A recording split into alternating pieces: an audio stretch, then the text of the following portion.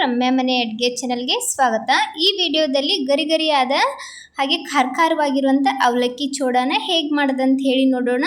ಇನ್ನು ಚಾನಲ್ಗೆ ಯಾರು ಸಬ್ಸ್ಕ್ರೈಬ್ ಆಗಿಲ್ಲ ದಯವಿಟ್ಟು ಚಾನಲ್ನ ಸಬ್ಸ್ಕ್ರೈಬ್ ಮಾಡ್ಕೊಳ್ಳಿ। ಮೊದಲಿಗೆ ಒಂದು ಕಡಾಯಿ ಇಟ್ಕೊಂಡು ಅದಕ್ಕೆ ಎಣ್ಣೆ ಹಾಕೊಂಡು ಎಣ್ಣೆ ಚೆನ್ನಾಗಿ ಕಾಯ್ದ ನಂತರ ಈ ತರ ಚಾಣಿ ಬರುತ್ತಲ್ಲ ಈ ಚಾಣಿ ಒಳಗೆ ಸ್ವಲ್ಪ ಶೇಂಗಾ ಹಾಕೊಂಡಿದ್ದೀನಿ। ಇವಾಗ ಶೇಂಗಾನ ಚೆನ್ನಾಗಿ ಫ್ರೈ ಮಾಡ್ಕೊಳ್ಬೇಕು। ಕಾಯ್ದಿರೋ ಎಣ್ಣೆಗೆ ಶೇಂಗಾನ ಹಾಕೊಂಡು ಗ್ಯಾಸನ್ನು ಮೀಡಿಯಂ ಫ್ಲೇಮಲ್ಲಿ ಇಟ್ಕೊಂಡು ಶೇಂಗಾನ ಫ್ರೈ ಮಾಡ್ಕೊಳ್ಳೋದು। ಹೈ ಫ್ಲೇಮಲ್ಲಿ ಇಟ್ಕೊಂಡು ಶೇಂಗಾನ ಫ್ರೈ ಮಾಡಕ್ಕೆ ಹೋಗಬೇಡಿ, ಅದು ಬೇಗನೆ ಹೊತ್ತು ಬಿಡ್ತದೆ। ನೋಡ್ಬೋದು ಕಲರ್ ಕೂಡ ಲೈಟಾಗಿ ಚೇಂಜ್ ಆಗಿದೆ, ಎಲ್ಲ ಬಾಯಿ ಕೂಡ ಬಿಚ್ಚಿವೆ। ಈ ಥರ ಆದರೆ ಸಾಕು। ಇವಾಗ ಇದನ್ನು ಎಣ್ಣೆಯಿಂದ ಜಾನ್ಸ್ಬಿಟ್ಟು ಒಂದು ಪಾತ್ರೆಗೆ ಹಾಕ್ಕೊಳ್ಳೋಣ। ನಂತರ ಅದೇ ಎಣ್ಣೆಗೆ ಚಾಣೆ ಇಟ್ಕೊಂಡು ನಾನು ಪುಟಾಣಿನ ಫ್ರೈ ಮಾಡ್ಕೋತಾ ಇದ್ದೀನಿ। ಪುಟಾಣಿ ಹಾಗೆ ಶೇಂಗಾನ ಎಷ್ಟು ಅವಲಕ್ಕಿ ತಗೊಳ್ತೀರಾ ನೋಡಿಕೊಂಡು ಅದರ ಅಂದಾಜು ಮೇಲೆ ತಗೊಳ್ಳಿ।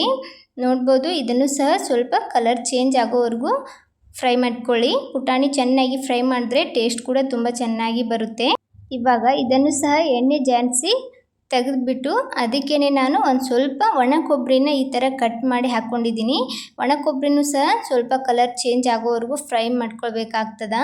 ಇಲ್ಲಿ ಮಾತ್ರ ಹೈ ಫ್ಲೇಮಲ್ಲಿ ಇಡೋಕ್ಕೆ ಹೋಗಬೇಡಿ, ಕೊಬ್ಬರಿ ಹೊತ್ಬಿಟ್ರೆ ಟೇಸ್ಟ್ ಕೂಡ ಚೆನ್ನಾಗಿ ಬರೋದಿಲ್ಲ। ಈ ಥರ ಸ್ವಲ್ಪ ಕಲರ್ ಚೇಂಜ್ ಆದರೆ ಸಾಕು, ಅದನ್ನು ತೆಕ್ಕೊಂಡು ಬಿಡೋದು। ನೋಡ್ಬೋದು ಇವಾಗ ಕಲರ್ ಬಂದಿದೆ, ಎಣ್ಣೆಯಿಂದ ಇದನ್ನು ತೆಗೆಯೋಣ। ಅದಕ್ಕೇ ನಾನು ಒಂದು ಸ್ವಲ್ಪ ಒಣಗಿರುವಂಥ ಕರಿಬೇವನ್ನು ಹಾಕ್ಕೊಂಡು ಫ್ರೈ ಮಾಡ್ತಾ ಇದ್ದೀನಿ। ಹಸಿ ಕರಿಬೇವು ಇದ್ದರೆ ಇನ್ನೂ ಚೆನ್ನಾಗಿರುತ್ತೆ।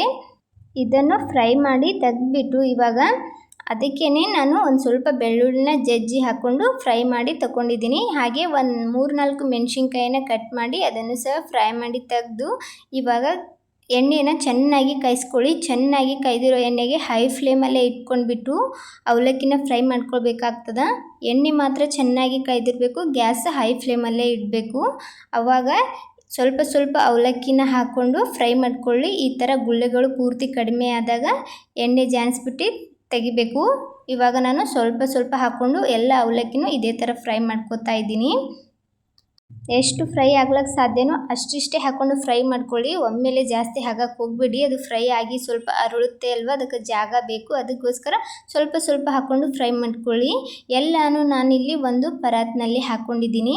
ಇವಾಗ ಇದನ್ನು ಚೆನ್ನಾಗಿ ಮಿಕ್ಸ್ ಮಾಡ್ಕೊಳ್ಳೋಣ।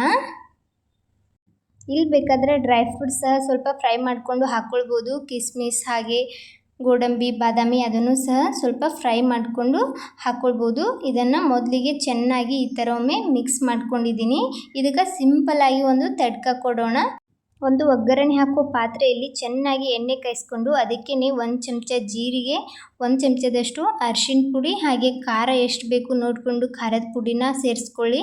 ರುಚಿಗೆ ತಕ್ಕಷ್ಟು ಉಪ್ಪನ್ನು ಹಾಕ್ಕೊಂಡು ಇದನ್ನು ಸ್ವಲ್ಪ ಈ ಥರ ಫ್ರೈ ಮಾಡಿಕೊಂಡು ಎಲ್ಲ ಮಿಕ್ಸ್ ಮಾಡಿ ಇಟ್ಟಿರುವಂಥ ಅವಲಕ್ಕಿಗೆ ಇದನ್ನು ಸೇರಿಸ್ಕೊಳ್ಳೋದು। ತುಂಬ ಸಿಂಪಲ್, ಜಾಸ್ತಿ ಎಣ್ಣೆನೂ ಹಾಕಕ್ಕೆ ಹೋಗಬೇಡಿ, ಯಾಕಂದರೆ ಎಲ್ಲನೂ ಎಣ್ಣೆ ಒಳಗೆ ಫ್ರೈ ಮಾಡಿರೋದ್ರಿಂದ ಎಣ್ಣೆ ಸ್ವಲ್ಪ ಇರುತ್ತೆ, ಎಣ್ಣೆ ಅಂಶ। ಅದಕ್ಕೋಸ್ಕರ ಸ್ವಲ್ಪನೇ ಎಣ್ಣೆ ಇದ್ದಾಗ ಈ ಥರ ಸಿಂಪಲ್ ತಡ್ಕ ಕೊಟ್ಟು ಅದ್ರ ಮೇಲ್ಗಡೆ ಹಾಕ್ಕೊಳ್ಳಿ। ಇವಾಗ ಇದನ್ನು ಮಿಕ್ಸ್ ಮಾಡ್ಕೊಳ್ಳೋಣ। ಎಣ್ಣೆ ಸ್ವಲ್ಪ ಸುಡ್ತಿದೆ, ಮೊದಲು ಈ ಥರ ಚಮಚದಿಂದ ಚೆನ್ನಾಗಿ ಮಿಕ್ಸ್ ಮಾಡ್ಕೊಳ್ಳಿ। ಸ್ವಲ್ಪ ಅದು ಆರಬೇಕು, ಅಲ್ಲಿವರೆಗೂ ಚಮಚದಿಂದನೇ ಎಲ್ಲದಕ್ಕೂ ಹತ್ತೋ ಹಾಗೆ ಸ್ವಲ್ಪ ಮಿಕ್ಸ್ ಮಾಡಿಕೊಂಡು ನಂತರ ಕೈಯಿಂದ ಚೆನ್ನಾಗಿ ಮಿಕ್ಸ್ ಮಾಡ್ಕೊಳ್ಳೋಣ। ಎಲ್ಲ ಕಡೆ ಮಸಾಲೆ ಎಲ್ಲ ಹತ್ತಬೇಕು, ಹಾಗೆ ಇದನ್ನು ಮಿಕ್ಸ್ ಮಾಡ್ಕೊಳ್ಬೇಕಾಗ್ತದೆ। ಇವಾಗ ಚೆನ್ನಾಗಿ ಮಿಕ್ಸ್ ಮಾಡಿಕೊಂಡು ಲಾಸ್ಟಲ್ಲಿ ಒಂದು ಸ್ವಲ್ಪ ಸಕ್ಕರೆನ ಗ್ರೈಂಡ್ ಮಾಡಿ ತೊಗೊಂಡಿದ್ದೀನಿ। ಇವಾಗ ಸ್ವಲ್ಪ ಸ್ವಲ್ಪ ಸಕ್ಕರೆ ಪುಡಿನ ಉದುರಿಸ್ಬಿಟ್ಟು ಇದನ್ನು ಮಿಕ್ಸ್ ಮಾಡ್ಕೊಳ್ಳೋದು। ಈ ಥರ ಸಕ್ಕರೆ ಪುಡಿ ಹಾಕಿ ಮಾಡೋದ್ರಿಂದ ರುಚಿ ಕೂಡ ತುಂಬ ಚೆನ್ನಾಗಿರ್ತದೆ। ಹೊರಗಡೆ ಸಿಗುತ್ತಲ್ಲ ಅವಲಕ್ಕಿ ಚೂಡ, ಅದೇ ರುಚಿ ಇರ್ತದೆ। ನೋಡಿದ್ರಲ್ಲ ಯಾವ ಥರ ನಾವು ಮನೆಯಲ್ಲಿ ಅವಲಕ್ಕಿ ಚೂಡನ ಮಾಡ್ಕೊಳ್ಬೋದು ಅಂತ ಹೇಳಿ। ಈ ರೆಸಿಪಿ ಇಷ್ಟ ಆದರೆ ನೀವು ಸಹ ಟ್ರೈ ಮಾಡಿಬಿಟ್ಟು ಹೇಗೆ ಬಂದಿತ್ತು ಟೇಸ್ಟ್ ಅಂತ ಹೇಳಿ ಕಮೆಂಟ್ ಮಾಡೋದು ಮರಿಬೇಡಿ।